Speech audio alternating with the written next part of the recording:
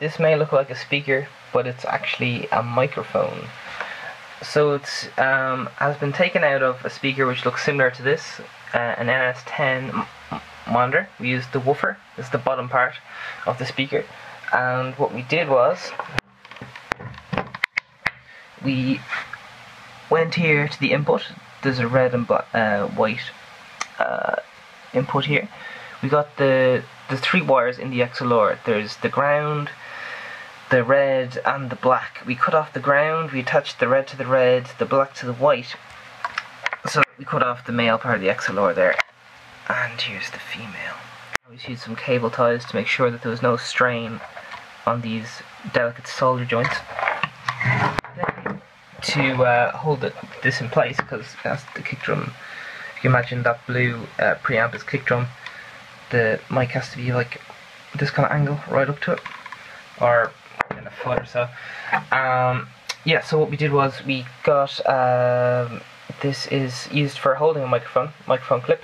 We unscrewed this and just used the bottom half, attached it with some cable ties, as you can see just here. And I'm actually pretty happy the way this turned out. It's kind of like there's a bass drum mic called like a Beta 52 by Shure, and it has the two connectors, the mic stand connector and the mic cable connector up at the top. So I'm actually yeah, I like the way it looks.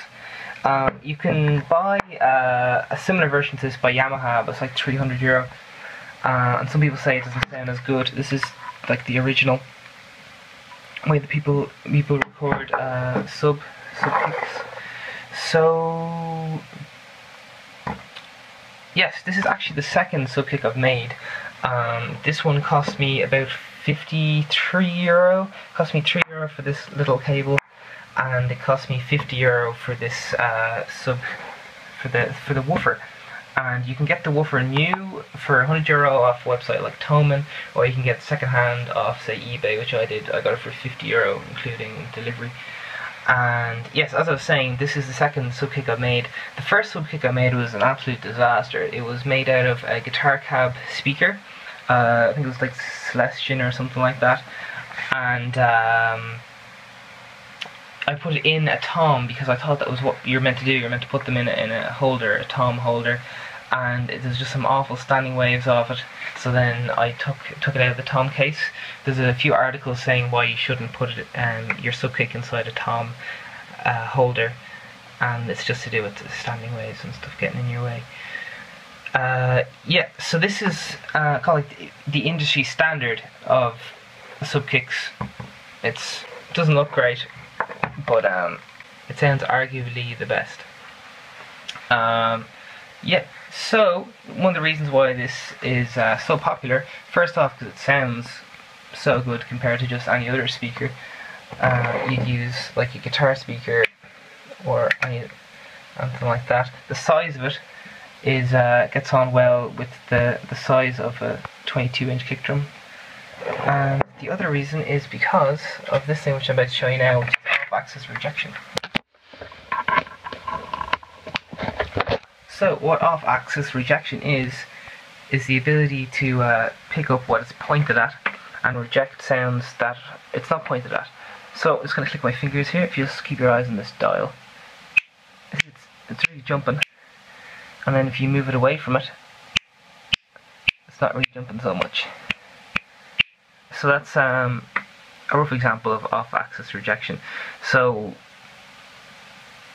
it's going to pick up what it's pointed at. It's going to be pointed at the bass drum. Not going to get so much of the room noise or a bass guitar that's in the same room. So yeah, you can't make these out of anything you want. You can make them out of PA speakers and things, but I've listened to some sound tests on YouTube and just over the place, and I really think this has a lovely low-end thump to it compared to other speaker models. This is generally used in conjunction with other microphones, say for example a SM58 or a Beta 52 or a D112. It doesn't sound particularly great on its own. You'd only use this for the low end. In fact, a lot of people roll off everything above, say 100 or 200 kilohertz, and just have the low end off this and use the high end off a different mic. you have to be very careful using a SubKick.